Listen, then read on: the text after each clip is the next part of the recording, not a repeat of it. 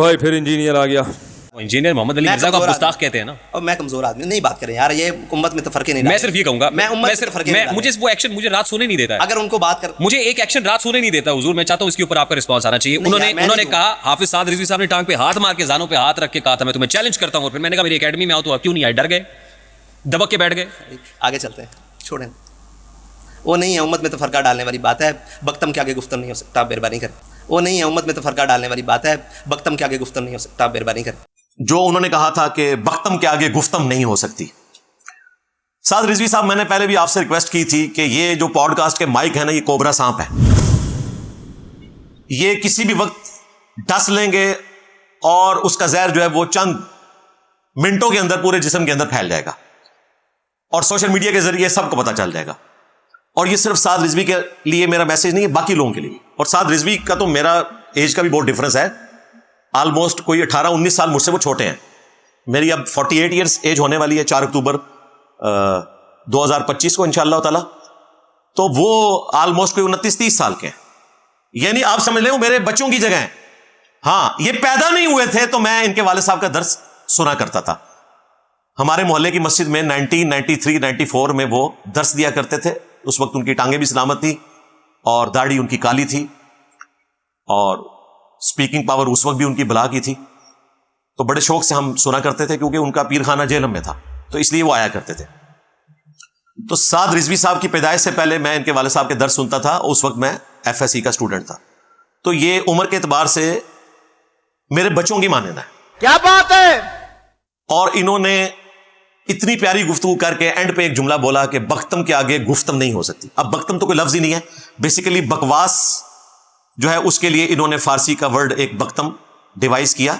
गुफ्तम जो है ये फारसी में इस्तेमाल होता है, बख्तम खुद से बनाया क्योंकि इनके वालिद साहब भी ये टर्म यूज करते थे कि जो बंदा बकवास कर रहा हो उससे गुफ्तगू नहीं हो सकती। सरकार, ये बकवास अब मैंने करना शुरू किया है बकौल आपके? नहीं, ये तो मैं पहले से कर रहा था। तो आपने फिर अपने जानों पे यूं हाथ क्यों मारा था कि मैं इसे उस वक्त समझूंगा बहादुर या अहले इल्म जब ये हमारे सामने बैठ के बात करेगा। इन्होंने कहा था ये तो साढ़े बाल दे के नहीं बह सकता, हालांकि एज डिफरेंस के एतबार से साद रिजवी साहब हमारे बाल हैं, इल्मी डिफरेंस में तो इनके बुजुर्ग भी बाल थे।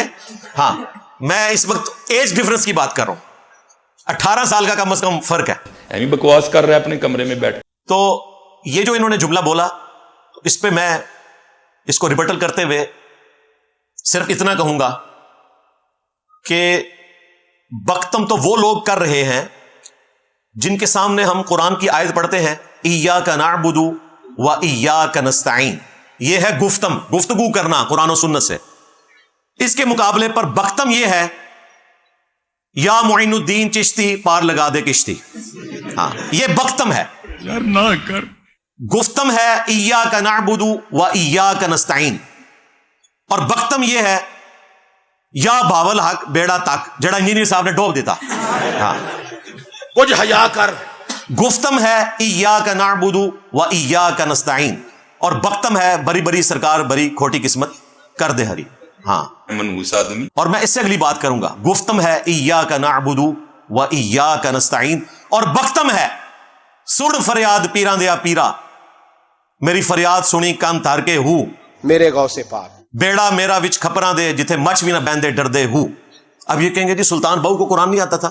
पहले हम कहते थे कि भाई उन तक हो सकता है कोई बात पहुंची ना हो या उनकी किताबें बदल गई हो। अब हम डंके की चोट पे कहते हैं अंतुम व आबाउकुम फी ضلال मुबीन, जो हमारे बाप इब्राहिम ने कहा था, तुम भी तुम्हारे सारे बुजुर्ग कुली गुमराही में थे। तो क्या 1300 सालों से दुनिया बातिल पे थी, आज तू अकवाला जम पड़ा है? जी बिल्कुल, उन्हें कुरान हदीस नहीं आता था, वरना किसी सूफी ने तर्जुमा किया होता कुरान का। फारसी में कश्फ मजूब लिखी, कुरान का तर्जुमा नहीं किया, बुखारी मुस्लिम का तर्जुमा नहीं किया, वो आके 20वीं सदी में हुआ है। तो कुछ नहीं आता था इनको, अब्दुल कादिर जिलानी को मदद के लिए पुकारते रहे। ये है बख्तम। बकवास कर रहा है अपने कमरे में बैठ। गुफ्तम वो है जो कुरान और सुन्नत से हो, बख्तम वो है जो तुम्हारे बाबे अपने इरशादात आलिया इरशाद फरमा के गए हों। हम तो अपने महबूब सल्लल्लाहु अलैहि वसल्लम की मुबारक दावत को लेकर उठे हैं, और हम इस चीज का कोई लिहाज नहीं करेंगे कि इसके मुकाबले पे उस जमाने का कोई इंसान आता हो या आज का कोई इंसान आता हो। बिल्कुल जीरो टॉलरेंस है। अब्दुल कादिर जिलानी के नाम के ऊपर तुमने 11वीं खाई, हाँ, चंदे लोगों के बटोरे, हाँ, लोगों को झूठी कहानियां सुनाई। हाँ, हम जब झूठा कहते थे تو تم مانتے نہیں تھے. آج تمہارے اپنے علماء آ کے کہہ رہے ہیں کہ جی یہ کیسے ہو سکتا ہے کہ مرید کو جلا کے راکھ کر لیں, نہیں, یہ کیسے ہو سکتا ہے جو عبد القادر جیلانی کا نام جو ہے وہ بغیر وضو کے لے اور اس کا بال ایک ٹوٹ جائے. پہلے تو بندے مر جاتے تھے, اب مفتی اکمل صاحب جیسا بندہ کہہ رہا ہے کہ یہ سب کہانیاں یار نہ سنایا کرو. ایک ملک کے ایک عالم صاحب بیان کر رہے تھے, اے لوگو پہلے اگر کوئی شیخ عبد القادر جیلانی کا بے وضو نام لیتا تھا مر جاتا, تو پھر اللہ نے فرمایا عبد القادر یہ آپ کیا کر رہے ہیں؟ تو عبد القادر نے کہا اچھا, غوث پاک نے کہا اچھا. اس کے بعد اگر کوئی بے وضو نام لیتا بال ٹوٹ جاتا تھا. او بھائی یہ کہاں سے تم نے خرافات نکالی ہیں بھائی؟ کون سی کتاب میں پڑھ لی تم نے یہ بات؟ جھوٹے واقعے بنا کے بیان کرتے ہوئے تمہیں شرم نہیں آتی ہے؟ ہمارے لوگوں کو یہ چیزیں, ایک بار اولیاء ولی صاحب یوں کرتے تھے سونا نکلا, یوں کرتے تھے چاندی نکل آئی. ٹھیک ہے کرامت منقول ہوگی, انکار نہیں ہے. اب وہ بچے کہتے ہیں حضور آپ بھی کر کے دکھائیں. نہیں یہ اولیاء کرام کریں گے. اچھا کوئی زمانے کا ایسا ولی بتائیں جو ایسی کرامت, وہ بھی ختم ہو گیا. ہم کہتے ہیں مفتی صاحب جو آپ سنا رہے ہیں نا کرامت کے نام کے اوپر وہ بھی کہانیاں ہیں, اور اگر آپ کہتے ہیں کہانیاں نہیں ہیں تو نکالو بھائی اپنے بابے, کچھ کر کے دکھائیں. اوکھے ویلے بزرگ کام آتے ہیں, کچھ بھی نہیں کوئی کر سکتا. اور دوسری طرف ان کا حال یہ ہے کہ ان کو ہم بخاری اور مسلم سے جب نماز کا طریقہ بتاتے ہیں تو یہ کہتے ہیں یہ تو رفع الیدین کے ساتھ طریقہ لکھا ہوا ہے, تو ابھی تم نے رفع الیدین شروع کیا, ان قریب تم قادیانی ہو جاؤ گے. جب تم یہ بات کرو گے پھر ہم تمہیں تمہارے گھر کی خبر دیں گے کہ بھائی قادیانی تو حنفی ہیں جی, حنفی بریلوی, حنفی دیوبندی اور حنفی قادیانی. قادیانی تو بغیر رفع الیدین کے نماز پڑھتے ہیں. ہمارا کوئی اسٹوڈنٹ قادیانی ہو ہی نہیں سکتا کیونکہ ہم تو اس طریقے پہ نماز پڑھتے ہیں جو بخاری اور مسلم میں لکھا ہوا ہے, رکوع میں جاتے وقت اور رکوع سے اٹھتے وقت رفع الیدین کرنا. بات تو صحیح ہے. اور تمہارے لیے اس سے بڑھ کر تمہارے عبد القادر جیلانی نے غنیت الطالبین میں بھی نماز کا طریقہ رفع الیدین کے ساتھ لکھا ہوا ہے. اور اس سے بھی بڑھ کر ان سے پہلے ان سے بڑے بزرگ امام محمد غزالی نے کیمیائے سعادت میں نماز کا طریقہ رفع الیدین کے ساتھ لکھا ہوا ہے. اب جب رفع الیدین کی باری آتی ہے تو پھر انہیں اپنے بابے یاد نہیں آتے ہیں. کہو نا عبد القادر جیلانی کو بھی, امام غزالی کو بھی کہ یہ مکھیاں مارنا ہے رفع الیدین کرنا, یہ بغلوں میں بت رکھ کے آتے تھے, یہ منسوخ ہو چکا ہے. یہ ساری باتیں عبد القادر جیلانی کو بھی بتاؤ. میرے غوث پاک, تم کہتے ہو کہ وہ تو غوث الاعظم تھے, اور غوث جو ہوتا ہے وہ پوری کائنات کو اس طرح دیکھتا ہے اپنی ہتھیلی پہ جس طرح رائی کا دانہ. تو اس کا مطلب ہے عبد القادر جیلانی نے پھر حدیثوں میں بلکہ ڈائریکٹ نبی اسلام کو نماز پڑھتے ہوئے دیکھ لیا ہوگا رفع الیدین کے ساتھ. لو سامو تسی فکر کرو اپنی. سمجھ میں نہیں آ رہی میرا خیال ہے بات. تماشا لگایا ہوا انہوں نے. تو چونکہ انہوں نے تماشا لگایا, پچھلے آلموسٹ انہوں نے 1200 سال سے امت کو ٹرک کی بتی کے پیچھے لگایا, سوائے چند ایک اہل حق کے جو ہر زمانے میں رہے. کہتے ہیں پہلے انجینئر کدھر تھے؟ انجینئر تھے بھائی یوٹیوب حفظہ اللہ نہیں تھا. ہاں تجھے کیا نظر آ گیا الو کے پٹھے؟ فیس بک دامت برکاتم عالیہ نہیں تھا. ہاں واٹس ایپ جو ہے مدعا ذلہ نہیں تھا, ورنہ تھوڑے بابے پہلے ٹھپے گئے ہوتے. میں نبی سا ہے ہی کوئی نہیں, تیرے بابے تھے شے ہی کوئی نہیں, یہ سارے اٹھ جانے سن. منحوس آدمی ان کی اٹھے نے. دیکھو جو 1200 سال میں تم نے عزت اویل کی تھی, 12 سالوں کے اندر آج بیمز بن رہی ہیں, اسی وجہ سے بن رہی ہیں. اللہ کا شکر ہے الحمدللہ. سورۃ الحجرات میں اللہ تعالیٰ نے صحابہ کرام کو اسپیسیفکلی مخاطب کر کے فرمایا, ہم تو شاہی کو نہیں نا ان کے مقابلے پہ. یا ایھا الذین آمنوا لا ترفعوا اصواتکم فوق صوت النبی, اے اہل ایمان رسول اللہ صلی اللہ علیہ وآلہ وسلم کی آواز سے بھی اپنی آواز کو بلند نہ کرنا, کہیں ایسا نہ ہو کہ تمہارے اعمال اکارت کر دیے جائیں اور تمہیں خبر بھی نہ ہو. اور صحیح بخاری میں موجود ہے یہ آیت مبارکہ اس امت کے ٹاپ کے 2 بندوں کے بارے میں نازل ہوئی, سیدنا ابو بکر اور عمر رضی اللہ عنہما علیہم السلام. اور وہ راوی حدیث کہتا ہے عبداللہ ابن ابی ملیکہ تابعی, وہ کہتا ہے قریب ہے کہ اس مخلوق کے سب سے بہترین 2 بندے برباد ہو جاتے جب انہوں نے انجانے میں رسول اللہ کے حضور آپس میں بات کرتے ہوئے اپنی آوازوں کو بلند کیا. رسول اللہ کے ساتھ گستاخی نہیں کی, آپس میں ایک بات کے اوپر جھگڑا ہوا. نبی اسلام کی یہ مبارک عادت تھی جب کوئی قبیلہ مسلمان ہوتا تھا تو ایک فوکل پرسن اس کے لیے مقرر کرتے تھے. حضرت ابو بکر نے مشورہ دیا کہ یہ شخص زیادہ مناسب ہے, اس سے ہم کمیونیکیٹ کریں گے. حضرت عمر نے کہا کہ نہیں یہ نہیں یہ. اس میں ان کا آپس میں اختلاف ہوا. حضرت ابو بکر نے کہا کہ تم ہمیشہ میری رائے کی مخالفت کرتے ہو. اس پہ ان کی آپس میں آوازیں بلند ہوئی, اور اللہ تعالیٰ نے ان کو بھی کہا کہ تمہارے اعمال برباد ہو جائیں گے اور تمہیں خبر بھی نہیں ہوگی. اور بخاری کے الفاظ ہیں کہ جب یہ آیات نازل ہوئیں تو حضرت عمر اتنی آہستہ آواز میں گفتگو کرتے تھے کہ نبی اسلام کو سنائی نہیں دیتی تھی. آپ کہتے تھے تھوڑا اونچا بولو. اور اللہ تعالیٰ کو پھر یہ ادا اتنی پسند آئی کہ اگلی آیات نازل ہوئیں, ان الذین یغضون اصواتهم عند رسول اللہ, بے شک وہ لوگ جو رسول اللہ کے حضور اپنی آوازوں کو پست رکھتے ہیں اللہ تعالیٰ نے ان کے دلوں کو تقوی کے لیے چن لیا ہے, ان کے لیے مغفرت اور اجر عظیم ہے. اور یہ وہ آیات ہیں جو آج بھی روزہ شریف کے اوپر لکھی ہوئی ہیں. اور مفتی اعظم سعودیہ نے باقاعدہ ریٹن میں فتویٰ دیا کہ نبی علیہ السلام اپنی وفات کے بعد بھی اسی طریقے سے قابل احترام ہیں جس طرح اپنی مبارک زندگی میں ان کی قبر کے پاس بھی کوئی اونچی آواز میں گفتگو نہیں کر سکتا. مجھے بتائیں نبی صلی اللہ علیہ وآلہ وسلم کی آواز سے آواز بلند ہو, جس آواز میں کوئی گالی گلوچ نہ ہو, رسول اللہ کی نافرمانی نہ ہو, صرف آواز بلند ہو, تو ایسے لوگ برباد ہو جائیں گے, خواہ وہ ابو بکر اور عمر ہی کیوں نہ ہو. تو جو رسول اللہ کی تعلیمات کے مقابلے کے اوپر اپنے بابوں کی تعلیمات کو بلند کریں گے, وہ بدرجہ اولا تباہ و برباد ہو جائیں گے, جو ہو گئے. اس لیے ان کو میرا یہ نعرہ بڑا برا لگتا ہے, میرے نبی سا ہے ہی کوئی نہیں, تیرے بابے تے شاہی کوئی نہیں. منوس تجھے کیا پتا بابے ہوتے کیا؟ کیونکہ تم نے اپنے بابوں کو رسول اللہ کے مقابلے کے اوپر کھڑا کیا ہوا ہے. ان میں سے میجورٹی تو وہ ہیں جو خود کھڑے ہوئے ہیں, ہم ان کے حقائق تک پہنچ چکے ہیں. تجھے کیا نظر آ گیا الو کے پٹھے؟ پھر بھی ہم کہتے ہیں چلو بینیفٹ آف ڈاؤٹ دو, مر کے اپنے انجام کو پہنچ چکے. ہم کہتے ہیں کتابیں بدل گئی ہوں گی, لیکن تم لوگ تو مجرم ہو نا, کتابیں بھی چھاپ رہے ہو اور وہ نظریات بھی آگے لے کے چل رہے ہو. تو ان کو یہ نعرہ بڑا برا لگتا تھا. ابھی ارشاد بھٹی صاحب آئے تو انہوں نے بھی یہ بات کی, انہوں نے اپنے والی ریکارڈنگ میں یہ کٹنگ کر دی. حالانکہ میں نے ان کو یہ کہا تھا کہ اگر آپ مجھ سے سوال پوچھ رہے ہیں تو پھر میرا پورا جواب اپلوڈ کریں گے, ادروائز پھر آپ نے سوال بھی کاٹنا ہے. انہوں نے سوال باقی رکھا اور جواب میں سے یہ پورشن نکال دیا. ہم جب انشاءاللہ اسے اپلوڈ کریں گے تو وہ ڈالیں گے, اس وجہ سے کہ انہوں نے آدھا پورشن ڈالا. وہ میں نے ان کو کہا تھا کہ اگر آپ سوال ڈالیں گے تو جواب پورا ڈالیں گے, ادروائز آپ سوال ختم کر دیں. اگر آپ کا کیمرہ اس کا بوجھ نہیں اٹھا سکتا, ہم تو اٹھا سکتے ہیں. وہ میں نے اس میں بات یہ ایڈ کی تھی کہ مجھے بتاؤ, میں نہیں بتاؤں گا. تمہارے عبد القادر جیلانی نے بقول تمہارے اور باقی بزرگوں کی طرف بھی منسوب کرتے ہو, کبھی احمد بن حنبل کی طرف, کبھی عبداللہ ابن مبارک کی طرف, کہ جی وہ فرمایا کرتے تھے بڑے سے بڑا کوئی غوث کتب ابدال ہو. حالانکہ ان بیچاروں کو تو پتہ ہی نہیں تھا کہ غوث کتب ابدال ہوتے بھی ہیں. محدثین کا کیا لینا دینا ان کے ساتھ. تو بڑے سے بڑا کوئی بزرگ ہو وہ کسی صحابی کے گھوڑے کے قدموں کی خاک کو نہیں پہنچ سکتا, یہ کہتے تھے نا, صحابی کے گھوڑے کے قدموں کی خاک کو نہیں پہنچ سکتا. یعنی یہ ہمیں یہ بتا رہے ہوتے تھے عقیدہ کہ صحابی کے گھوڑے کی خاک جیسا ہے ہی کوئی نہیں, غوث کتب ابدال تشائی کوئی نہیں, یہی کہتے تھے نا. تم اپنے بزرگوں کو جانوروں سے بھی بدتر سمجھتے تھے, بلکہ جانوروں کے پاؤں کی خاک سے بھی. اس وقت تمہیں خیال نہیں آیا کہ بزرگوں کی توہین ہو رہی ہے. ہم تو کہہ رہے ہیں میرا نبی سا ہے ہی کوئی نہیں, تیرے بابے تھے شاہی کوئی نہیں. اس کی تکلیف کیوں ہوتی ہے تمہیں؟ اس کا مطلب ہے تم اپنے بابوں کو رسول اللہ سے بڑھ کے سمجھتے ہو, ادروائز تمہیں تکلیف نہیں ہونی چاہیے تھی. بات تو صحیح ہے. پھر تمہیں عبد القادر جیلانی سے تکلیف کیوں نہیں ہوئی, جس نے یہ کہا اور یہ بالکل جھوٹ بولا, اس کی ذاتی اختراع تھی.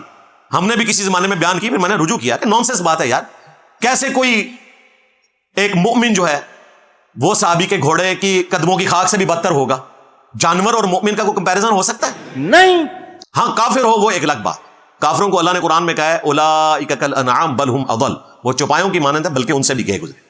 لیکن اہل ایمان ان کے بارے میں جامعہ ترمذی میں, سنن ابن ماجہ میں حدیث ہے کہ ایک مؤمن کی حرمت کعبے سے بھی بڑھ کر ہے. جب ایک عام مؤمن کی حرمت کعبے سے بڑھ کر ہے تو وہ کسی صحابی کے گھوڑے کے قدموں کی خاک کے برابر نہیں ہے. اور اس میں بھی آپ دیکھیں خادم رضوی صاحب نے تو اس میں مزید ویلیو ایڈیشن کر دی. انہوں نے کہا کہ حضرت معاویہ رضی اللہ تعالیٰ عنہ کا جو گھوڑا ہے نا جی, اس کے قدموں کی خاک. امیر معاویہ نے جو حضور کی حمایت میں گھوڑا دوڑایا نا, اس گھوڑے کے ناک میں جو مٹی داخل ہوئی نا, عمر بن عبدالعزیز تو اس کا مقابلہ بھی نہیں کر سکتے. یہ کیا ہوا؟ یعنی پہلے ہم شیعہ کے گھوڑے کے اوپر بات کر رہے تھے, اب سنیوں نے بھی پیرلل میں اپنا ایک گھوڑا لانچ کر دیا. ہم تو کہتے ہیں دونوں کا رائٹ ہے, ہم اپنا موقف رکھتے ہیں. شیعہ کا رائٹ ہے وہ اپنا گھوڑا لانچ کرے, سنیوں کا بھی کام ہے کہ وہ اپنا مقابلے پہ حضرت معاویہ کے نام کے اوپر گھوڑا لانچ کرتے ہیں. نکالیں, جلوس نکالیں, 22 رجب کو حضرت معاویہ کے گھوڑے کا جلوس نکالیں اور اس کے قدموں کی خاک بھی چاٹیں اور کہیں کہ یہ جو ہے وہ غوث کتب ابدال سے افضل ہے. ٹھیک ہے, تو آپ نے بھی وہی کام کیا ہوا ہے تو کریں, ہمیں کوئی اعتراض نہیں, آپ کا رائٹ ہے. اس دنیا میں کافر کو بھی رہنے کا حق ہے. ہم تو اہل سنت ہیں. تو آپ تو پھر ہمارے مسلمان بھائی ہیں, اپنے اپنے گھوڑے لانچ کریں. ہم صرف آپ کو علمی طریقے سے سمجھائیں گے کہ بھائی یہ چیز قرآن و سنت میں اس طریقے سے رپورٹ نہیں ہوئی. تو تم نے صحابہ کرام کے گھوڑوں کے قدموں کی خاک کو اپنے بزرگوں سے افضل کہا. اس وقت کوئی توہین نہیں ہوئی بزرگوں کی, جانوروں سے بدتر سمجھتے تھے. معاذ اللہ ثم معاذ اللہ. اور میرے شعر سے تمہیں تکلیف ہوئی, تکلیف ان کو اس لیے ہوئی ہے کہ بیسیکلی یہ اپنے بابوں کو رسول سے بڑھ کے سمجھتے ہیں. بالکل اس لیے انہوں نے ان کے ناموں کے کلمے نہ صرف پرنٹ کیے, اس کے حق میں مناظرے لڑے. اگر آج ہمارے ڈر کی وجہ سے نہیں پڑھ رہے, پریکٹیکلی آج بھی بابوں کو یہ نبی اسلام سے افضل مانتے ہیں. جی آپ ان کو ذرا قرآن کی آیت پیش کریں, یہ آگے سے شعر پڑھیں گے. آپ انہیں بخاری مسلم سے حدیثیں بتائیں یہ آگے سے بزرگوں کے اقوال پیش کریں گے. جب ہم اپنے پیغمبر کی بات تم سے کر رہے ہیں تو بابے بیچ میں کیوں لے آئے ہو؟ تم بھی پیغمبر کی کو بات لے کے آؤ نا مقابلے پہ. کوئی بات نہیں. اوکھے ویلے بزرگ کام آتے ہیں. تو اس کا مطلب ہے کہ اپنے بزرگوں کی بات یہ اس لیے پیش کرتے ہیں کہ نبی الاسلام کے مقابلے پہ انہیں کھڑا کرنا چاہتے ہیں. وہ کہتے ہیں جی قرآن میں آیت ہے وَلَا تَسُبُّوا الَّذِينَ يَدْعُونَ مِن دُونِ اللَّهِ فَيَسُبُّوا اللَّهَ عَدْوًا بِغَيْرِ عِلْمٍ. لوگوں کے جھوٹے معبودوں کو گالی مت دو، انجانے میں وہ تمہارے سچے معبود کو بھی گالیاں دیں گے. بالکل ہم اس چیز کے قائل ہیں. الحمدللہ اس پلیٹ فارم سے کبھی لوگوں کے جھوٹے معبودوں کو ہم نے گالیاں نہیں دی. جیزس کرائسٹ کو پوجتے ہیں کرسچنز، ہم ان کی تعریف بیان کرتے ہیں. ہندو جن بتوں کی پوجا کرتے ہیں ہم نے کبھی انہیں گالیاں نہیں دی. ظاہر کافروں کے بارے میں آیت ہے کہ کافروں کے جھوٹے خداؤں کو تم نے گالی نہیں دینی، تو ہم نہیں دیتے. اگر تو ہمارے مخاطبین جو مسلمانوں میں ہیں، بریلوی، دیوبندی، اہل حدیث، شیعہ، اپنے آپ کو کافر سمجھتے ہیں خود سے، اور بولو تو صحیح یار، تو پھر تو ہم ان کا علاج نہیں کر سکتے. اگر یہ اپنے آپ کو مسلمان سمجھتے ہیں اور ہم بھی ان کو مسلمان سمجھتے ہیں، پھر یہ آیت کی پلی بالکل نہ لیں، کیونکہ یہ کافروں سے متعلق آیت ہے کہ کافروں کے جھوٹے خدا کو گالی نہیں دینی. تم اپنے بابوں کو کیا جھوٹا خدا سمجھتے ہو اپنا، یا ہمارے نزدیک جھوٹا خدا اور تمہارے نزدیک سچا؟ تو یہ کیا کہیں گے؟ نہیں، تمہارا اور ہمارا خدا ایک ہے. میرے اس شعر سے بھی ان کو تکلیف ہوئی، سلوگن سے، مرنے سے پہلے اے مسلمان کر لے اس پہ غور، کتابوں کا خدا اور ہے، بابوں کا خدا اور.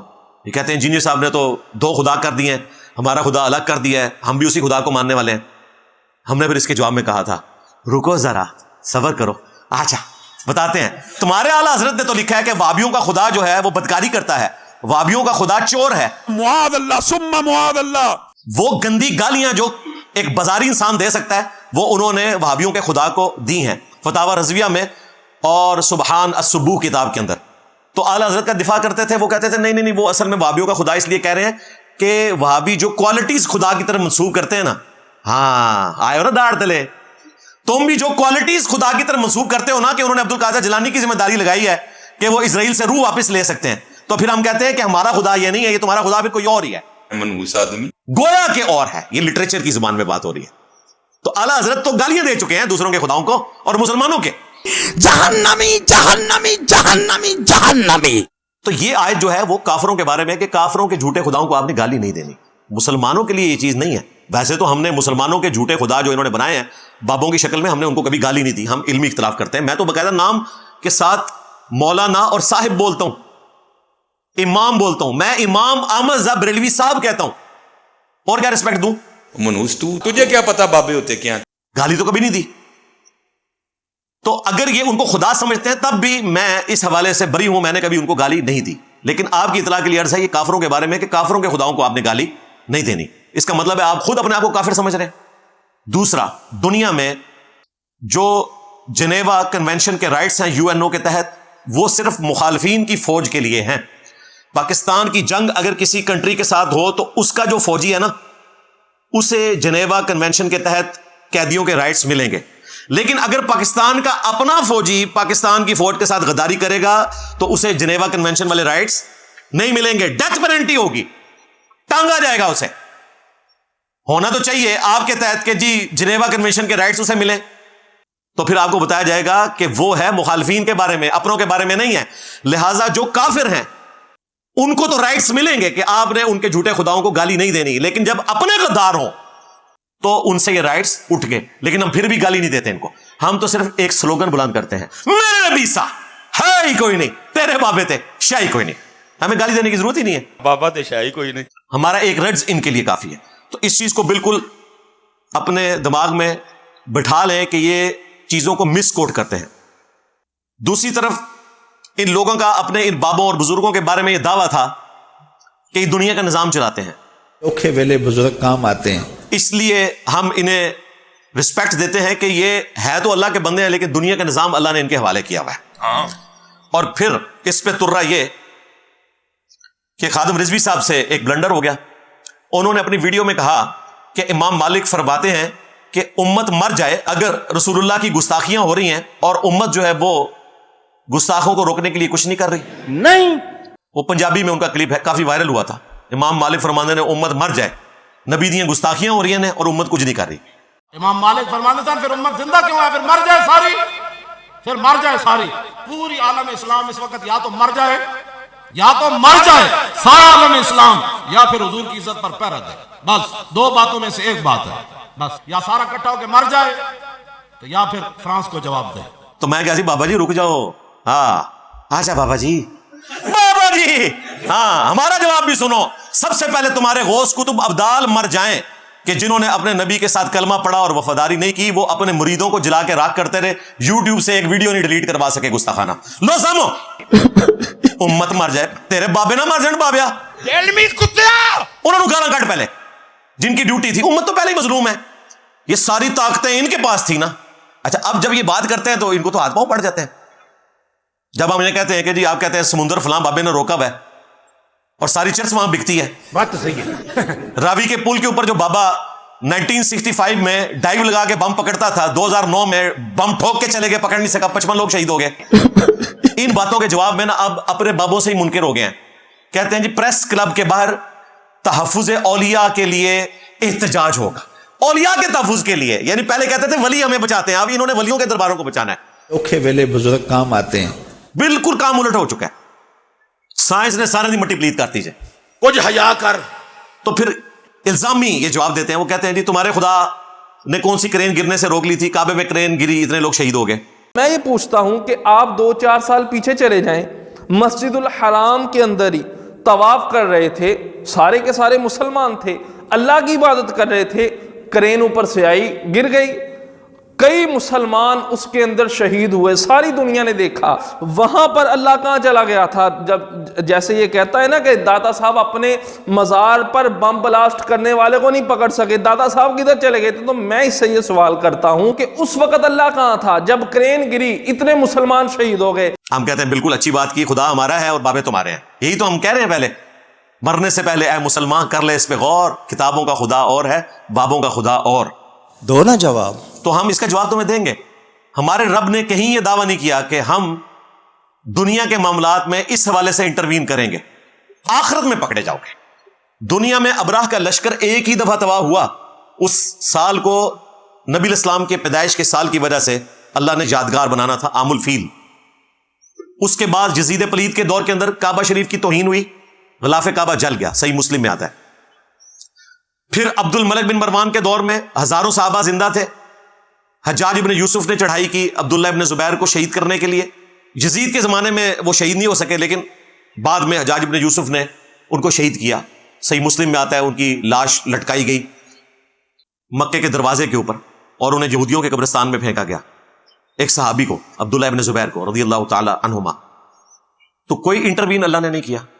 بخاری مسلم میں آتا ہے قرب قیامت میں ایک پتری ٹانگوں والا حبشی کعبے کی اینٹ سے اینٹ بجا دے گا, کوئی حفاظت نہیں ہوگی. ہاں بخاری مسلم میں آیا کہ قرب قیامت میں دجال سے مکہ مدینے کی حفاظت اللہ تعالیٰ کرے گا. بس یہ ایک چیز رپورٹ ہوئی ہے, آگے پیچھے تو کعبے کی توہین ہو رہی ہے. لیکن تم کہتے ہو کہ بابے دنیا کے نظام چلا رہے ہیں, اوکھے ویلے بزرگ کام آتے ہیں, اور کہتے ہیں ہماری مشکلات ٹالتے ہیں. ہمارا ایک معصومانہ سوال ہے کہ مشکلات اگر بابے ٹالتے ہیں, مشکلات بھیجتا کون ہے؟ اللہ. یعنی مشکلات اللہ بھیجتا ہے اور بابے ٹال دیتے ہیں. اندازہ کریں, یہ بابوں کو اوپر مانتے ہیں, بھائی بھیجتا بھی وہ ہے, ٹالتا بھی وہ ہے. ادروائز مانو, یہ اکثر محاورتاً کہا جاتا ہے نا کہ جی مارنے والے سے بچانے والا طاقتور ہے, حالانکہ مارنے والا بھی اللہ ہے, بچانے والا بھی اللہ ہے. یہ جملہ پھر بھی کسی درجے میں سمجھا جا سکتا ہے, لیکن ان کا جو جملہ ہے نا کہ بزرگ جو ہے مصیبتیں ٹال دیتے ہیں, یہ تو بڑا خطرناک ہے. اس کی وجہ یہ ہے کہ بھیجنے والا اللہ ہے اور ٹالنے والے بزرگ ہیں, کوئی نہیں ٹال سکتا. منوس تجھے کیا پتا بابے ہوتے کیا؟ وَإِن يَمْسَسْكَ اللَّهُ بِضُرٍّ فَلَا كَاشِفَ لَهُ إِلَّا هُ. اگر اللہ کسی کو تکلیف میں پکڑ لے تو اس تکلیف کو کوئی ٹالنے والا نہیں ہے سوائے اس کے. یہ اللہ کی خاصیت ہے. انجینئر صاحب آپ کی باتیں بڑی اچھی ہیں, لیکن انداز تھوڑا سا نا نرم کریں. ٹھیک ہے سرکار, آپ ذرا انداز نرم کر کے نا یہ باتیں کسی کو سمجھا کے بتائیں. کیوں پڑھوان لگے ہو انجینئر صاحب؟ نہیں ٹھک جانے جائے. وڈے وڈے اینکر, وڈے وڈے مولوی, وڈے وڈے سیاستدان تے وڈے وڈے بابے, بابا تے شاہی کوئی نہیں. میں تو ان کو کہتا ہوں یار میں نے تو کیا نا, میرا غلط انداز ہے نا, تم اچھے انداز سے دنیا میں تبدیلی لے کے آ جاؤ. یہ تو اسی طریقے سے ہے کہ کوئی شخص رسول اللہ کو اس بات کا گلہ کرے کہ آپ حضرت عمر کو ابو بکر کی طرح نرم کیوں نہیں بنا دیتے, تو نبی السلام کیا کہیں گے کہ کوئی شخص اپنی نیچر سے باہر نہیں نکل سکتا, ڈائریکشن دی جا سکتی ہے. حضرت عمر نے تو کافروں کو دیکھا تھا, ہم نے مسلمانوں کو دیکھا ہے کہ انہوں نے اپنے بزرگوں کے ناموں کے کلمے پڑھائے اور اس کا دفاع کیا اور مناظرے لڑے. آج اگر حضرت عمر زندہ ہوتے تو اس سے زیادہ سخت مزاج ہوتے جو وہ نبی اسلام کے مبارک زمانے میں تھے.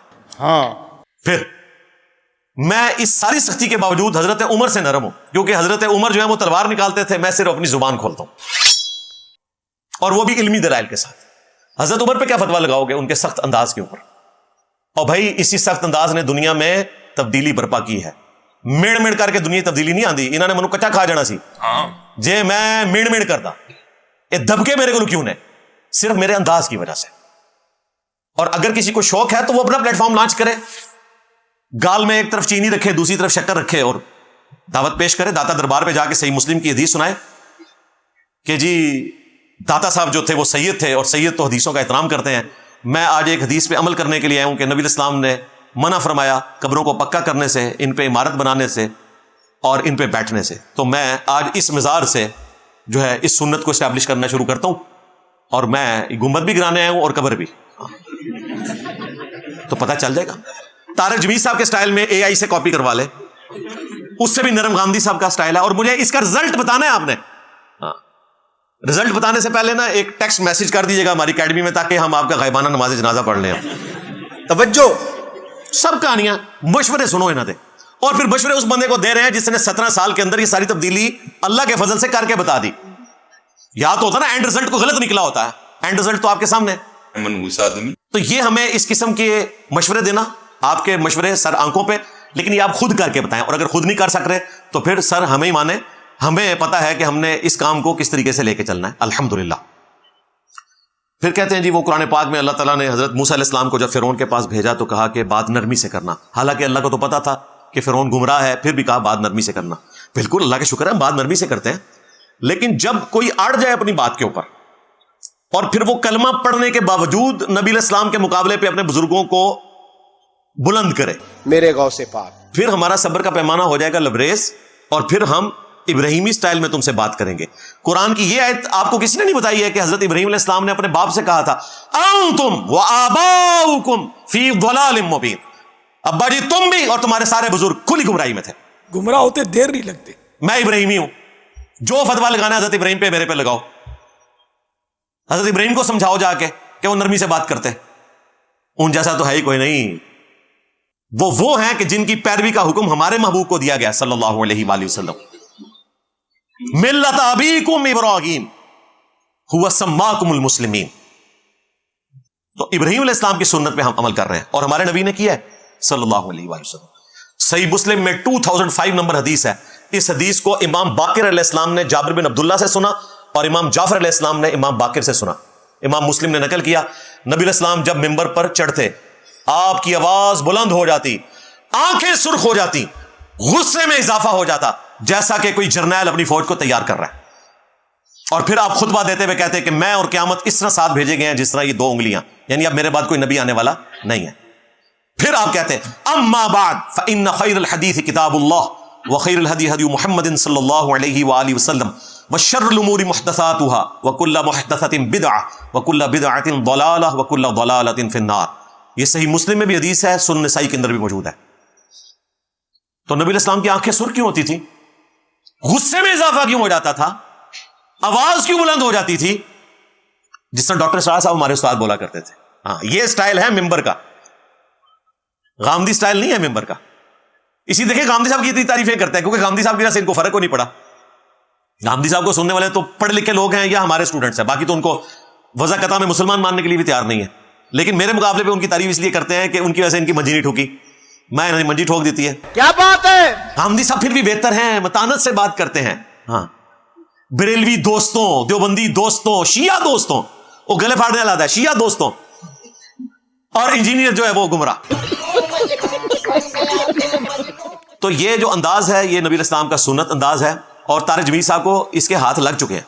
مجھے انہوں نے کافی عرصہ پہلے فون پہ کہا کہ تم تو اختلافی موضوعات پہ بولتے ہو تو یہ تو لوگوں کو ہضم نہیں ہوتے, تو تمہیں تو زیادہ نرم ہونا چاہیے. میں نے کہا سرکار اس کا تقاضا ہی ڈفرنٹ ہے بھائی.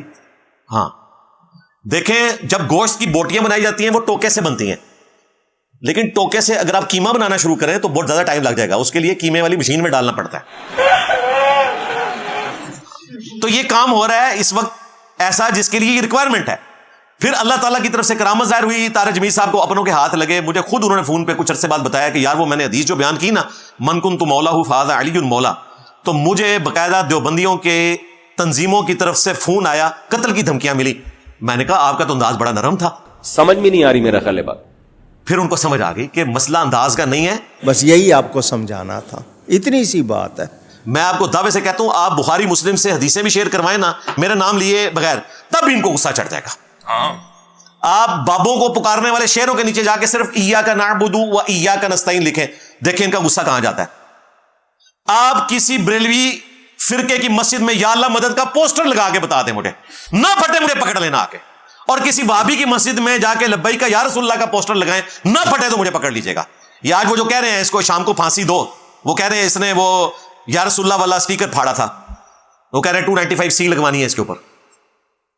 تو یہ ایک دوسرے کے سٹیکر بھی برداشت کرنے کے لیے تیار نہیں ہوتے ہیں, اور ہمیں مشورے دے رہے ہیں کہ انداز نرم کریں. بیسیکلی وہ یہ چاہ رہے ہیں کہ انجینئر صاحب جو ہے نا ہمارے ساتھ کمپرومائز کر لیں, ہمارے بابوں کے حوالے سے ہاتھ ہولا رکھیں تاکہ امت کو ہم گمراہی میں رکھیں. تو میں نے آپ کو پہلے بتایا کہ ہمارا یہ کام جو ہے یہ آرتھوپیڈک سرجن والا ہے, یہ ہومیوپیتھک کلینک نہیں ہے.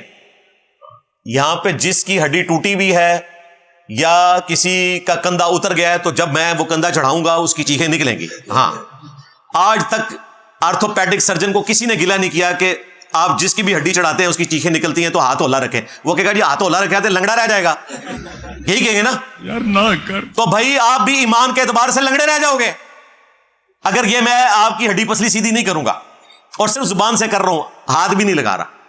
تو یہ کام کی نوعیت ہے. کاموں کو آپ کمپیئر کیے بغیر یہ کہیں کہ جی انجینئر صاحب فلاں شخص جو ہے وہ تو روٹی ہاتھ سے کھاتا ہے اور آپ چاول جو ہے وہ چمچ سے کیوں کھا رہے ہیں, تو میں بتاؤں گا وہ روٹی کھا رہے ہیں میں چاول کھا رہا ہوں. بھائی اس کے پروٹوکول کا فرق ہے. گولف کے بال کا, ہاکی کے بال کا اور کرکٹ کے بال کا فرق ہوتا ہے. بھائی کس طرح آپ مختلف چیزوں کو کمپیئر کروا سکتے ہیں؟ منحوس آدمی